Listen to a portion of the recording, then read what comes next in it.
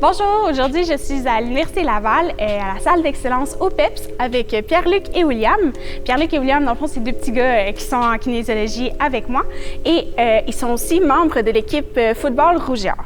Alors moi, depuis que je suis rentrée à l'université il y a 3 ans, j'avais beaucoup de questions par rapport à cette équipe mythique dans le fond de l'Université Laval et c'est ça, aujourd'hui les gars vont pouvoir me répondre à quelques questions que j'ai. Alors bonjour les garçons.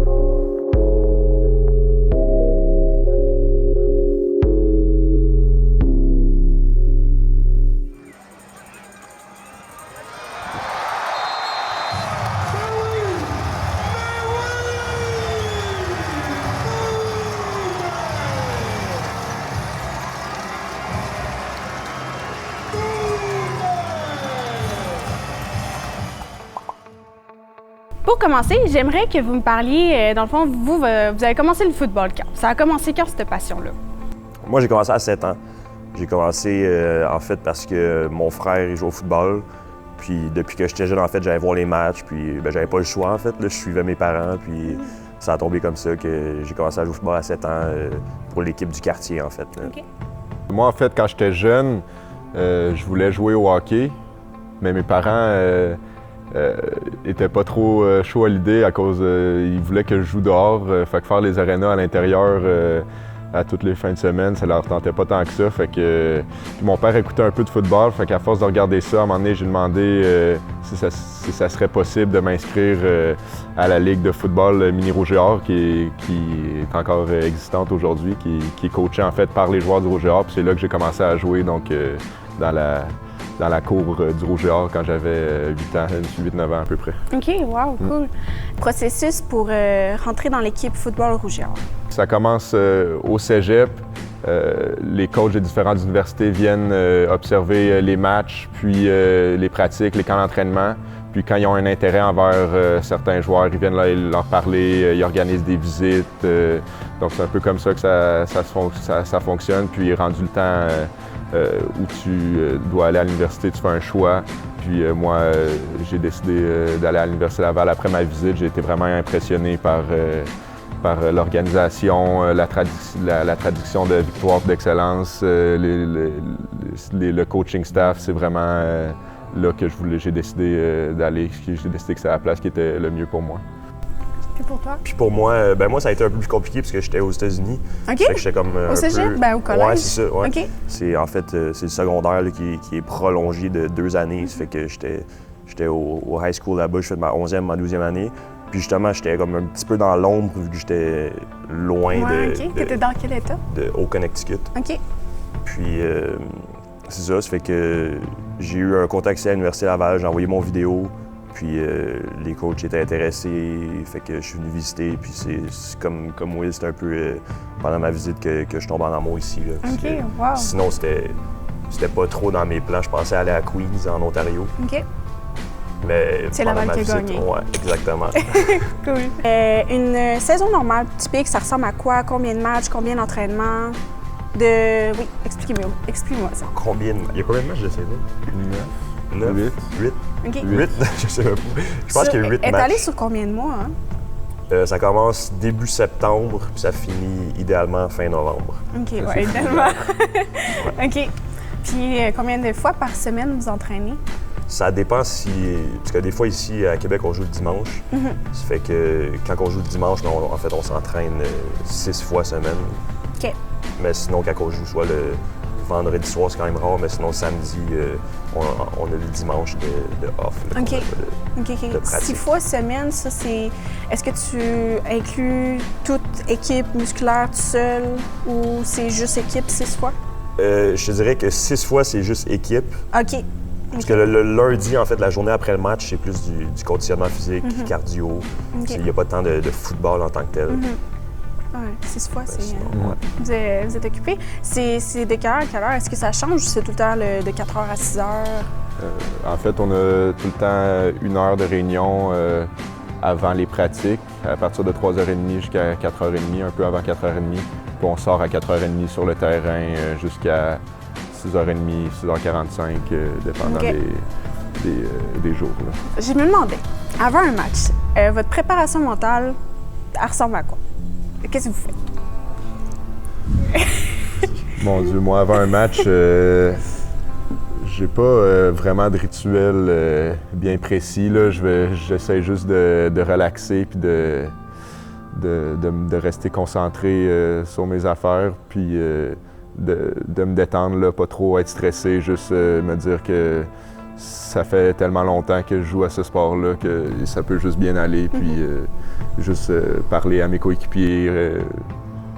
J'ai rien de... pas un rituel vraiment précis avant un match. J'écoute pas de musique dans ma bulle. Tu relaxes, mais avec tes coéquipiers. Exactement, oui. Moi aussi, c'est un peu la même chose. C'est sûr qu'avant un match, la veille du match, on aime ça être tout le monde ensemble puis parler de football, si tu veux, les gars ensemble. Mais sinon, rendu jour de match, j'ai un peu de superstition. J'habille toujours le côté gauche. Je mets toujours mon bas gauche avant mon soulier gauche. C'est niaiseux, là, mais... Sinon, c'est tout, là? Ouais, sinon, c'est pas mal ça. J'ai pas... Puis, avant un match, dans le fond, vous regroupez combien de temps avant le match? Mettons, le match, il commence tout le temps à 1 heure ou 2 heures, là? Ouais. Vous êtes ici à partir de quelle heure? Il y a des gars qui arrivent un peu plus tôt. Il y a des gars qui arrivent à 9 h pour les traitements physio. OK. Moi, j'arrive autour de 10 h habituellement. OK. Puis, pendant ces 2-3 heures-là, vous relaxez en équipe? Ouais, bon, on se prépare, on commence à s'habiller, on a des rencontres de position. Après ça, par unité, la défensive, l'offensive. Après ça, on va sortir 1 heure avant le match, faire un petit échauffement. On rentre dans le vestiaire peut-être 30 minutes avant le match, puis après ça, on sort. OK. Vous avez vécu la Coupe Vanier 2 fois? Une fois? Moi, 1 fois, toi, Moi, 2 fois. OK. Ouais. J'aimerais ça que vous me parliez de ce moment-là. Qu'est-ce que ça a représenté pour vous? Comment vous l'avez vécu? Moi, je vais parler de ma première Coupe Vanier. C'était à Toronto, en fait. Okay. Ça fait qu'on était partis super tôt durant la semaine. Je pense qu'on avait passé la semaine là-bas, même. Puis j'étais tout jeune. Là. On dirait que je réalisais pas ce qui se passait autour de moi. Là. Vu que je suis arrivé à l'été, en fait, souvent les gars ils arrivent à l'hiver ici pour faire l'entraînement d'hiver. Okay. Moi, j'étais arrivé à l'été. On dirait que je réalisais pas encore ce qui se passait autour de moi, puis ça s'est tellement passé vite que c'est à la fin du match que j'ai réalisé qu'est-ce qui venait de se passer. Là. On avait vu vers 40 000 personnes, puis que j'étais comme... Ouais, puis vous l'avez gagné, celle-là. Ouais, ça nous fait une photo de profil avec, exact. avec la grosse coupe. Puis Will, tu l'as vécu l'année passée? Moi, je l'ai vécu il y a 2 ans, en fait, il y a 2 ans, à ma première année ici. C'était vraiment spécial en fait parce que cette année-là, la Coupe Vanier était ici à l'Université Laval. Donc, tu avais toute ta famille, toute notre famille, nos amis qui étaient là pour nous encourager. Puis, je me souviens à la fin du match, quand on a gagné, c'était complètement fou. Je pense que le terrain s'était rempli de fans en 2 secondes. Tu n'avais plus de place où bouger. C'était vraiment. Des bières. Ouais. C'était vraiment un feeling incroyable. Puis, on a été privilégiés de pouvoir gagner ça à Québec cette année-là. Vous m'avez parlé que vous entraînez 6 fois semaine. Vous êtes des étudiants universitaires, niveau conciliation, études, football. Comment ça se passe à ce niveau-là? J'allais dire, en fait, on va pas à l'école. Non, mais mettons, vous avez des sessions allégées. Bien, allégées, Ouais. vous avez... On est à temps plein.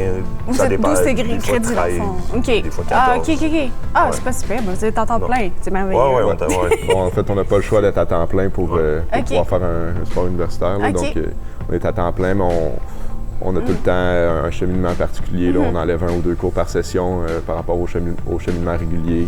Qu'est-ce qui vous fait le plus triper du football? Qu'est-ce que ça vous apporte dans votre vie, là, cette passion-là? Moi, je te dirais que ce qui me fait le plus triper, c'est que c'est rare dans la vie que tu vas voir autant de monde travailler pour un seul but commun. Tu sais, on est peut-être, je vais dire, mettons, 80 personnes dans l'organisation, puis tout le monde travaille pour le but de gagner la coupe. Là. Puis je pense que c'est l'une des seules fois dans ta vie que tu vas avoir l'opportunité de faire ça. Tu sais, même à la job, des fois, oui, tu veux bien faire ta job, mais c'est un peu individuel. Puis c'est rare que tu mets autant d'efforts pour tout le monde ensemble pour un but comme ça. Ouais, c'est un peu la même affaire pour moi. Je pense que l'esprit de famille est vraiment gros dans une équipe de football. Puis c'est un sport qui vient t'en demander plus puis plus à chaque jour. Puis le fait de devoir se dépasser à chaque jour et d'en donner plus, c'est aussi quelque chose qui me fait triper moi puis qui me motive à continuer à chaque année. Puis niveau esprit d'équipe, tu viens d'apporter le sujet, là. C'est clair que ça doit être vos frères et tout, là. Ouais, vraiment. Ben, t'as remarqué que dans le bac, c'est pas mal mon seul ami. Non, c'est pas Seul le monde des kids vont trouver ça drôle sur le public. Non, mais honnêtement... Ouais, non, je comprends. Là, mais on vous voit dans les classes, justement, t'as Ouais, le c'est moton ça. de gars de football, là. Ouais, c'est ça. Ouais. Parce qu'on passe tellement beaucoup de temps ensemble. Ben oui, puis là, c'est clair. Tous les entraînements, là, c'est assez incroyable. Les liens qui se créent là-dedans, que c'est dur à reproduire ailleurs. Là, Ouais. J'aimerais savoir, c'est quoi votre position dans l'équipe? En fait, les deux, on est secondaires à la défensive. OK. Puis c'est ça pour ceux qui savent pas, c'est en fait notre job en gros. Oui. C'est on doit plaquer le gars qui a le ballon à l'offensive. Ça vient vers votre clé. Exactement. Ligne. C'est ça, exactement. Puis toi, tu as une spécialité, là. Ouais, exactement. Plus. Moi, je fais les longues remises, en fait. Communément appelé. Ouais. La poule. D'accord. Que tout le monde sait, c'est quoi. Là, Oui. Ouais, exactement. C'est Ok. un peu comme une spécialité. C'est ma position, mais c'est sûr que c'est du temps que je mets par moi-même. Je pratique pas nécessairement avec tout le monde dans l'équipe. Ça. OK. Moi, personnellement, lancer un ballon de football, zéro talent. Puis, je suis vraiment contente de vous avoir avec moi. J'aimerais ça que vous me montriez un peu c'est quoi la technique, où tu places tes doigts, puis un peu grosso modo. Est-ce que vous pouvez me faire ça? Ouais, mais je suis pas prêt à dire que je suis un bon coach pour faire ça, Ouais. mais je vais le montrer Cool. quand même. Ben, Will va l'enseigner. En fait, on n'est pas vraiment appelé à lancer le ballon jamais dans un match, nous autres. Mais Pierre-Luc a Vous avez une beaucoup petite coaché. base, là. Pierre-Luc a beaucoup coaché le mini-foot, fait que c'est Ouais. lui qui va montrer à lancer un ballon. OK. Très simple. Tu prends le ballon par les cordes. OK. Je vais enseigner comme j'enseigne à mes jeunes. Fait que là, les gars, faut tenir le ballon à 2 mains, comme ça. Puis là, quand il vient le moment de lancer, on pointe le pied dans la direction qu'on veut lancer le ballon, puis on ouvre le rideau de douche. C'est bon. Fait que là, on pointe, ouvre le rideau de douche, et puis on lance le ballon par-dessus la tête. Montre-moi qu'est-ce que tu fais avec ta main, là? Un petit il y a un twist? Il y a un petit fouetté, là? C'est un petit... Oui. Ah, OK. Merci beaucoup les gars de m'avoir accordé l'entrevue, c'était vraiment très intéressant. Et est-ce que vous rejouez l'année prochaine? Oui. Oui, vous faites partie de l'équipe? Oui, les deux, Excellent. on revient pour une dernière saison. C'est cool, l'an donc prochain. on pourra vous voir dans les matchs en 2016. Exactement. Excellent, bon ben je vous souhaite un bon entraînement cet hiver puis une belle saison 2016. Merci. Et pour nous, ben merci beaucoup d'avoir écouté la vidéo et on se revoit dans 2 semaines. Bye bye! Hello. Hello.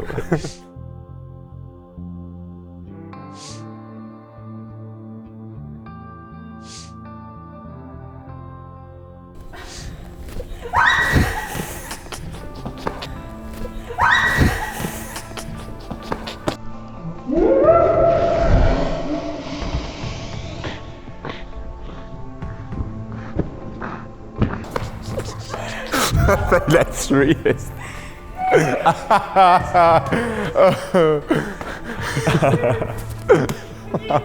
Un peu d'enfant de l'Université Laval et j'avais...